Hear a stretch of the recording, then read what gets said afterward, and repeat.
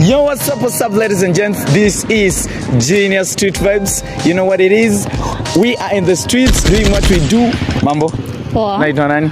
Stormy. So nikuulize, what is the role of a girl in a relationship? Oh, to be what? To be a protector, to be there for the man, and to help the man out in that relationship. Ah, that's good.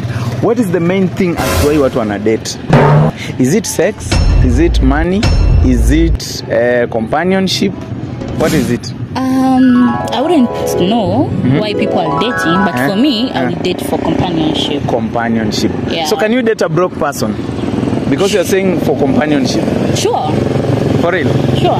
Can you date a person, a boy, mwenye wewe unalipia rent, unamprovidea food, etc? Yeah, I will. Because kuna time atafika, pia he will rise and he will try to make something out. Hey, huyu anafama apigiwe makofi bana. Ushaapproachiwa na mbaba? Sure. Alikuwa anatupa vibes kama gani? Wow. Oh my god, those people wako na vibes hadi kualika. Emotional. Vibe by the way, vibe ya. So vibe yao ni gani specific, like uko specific?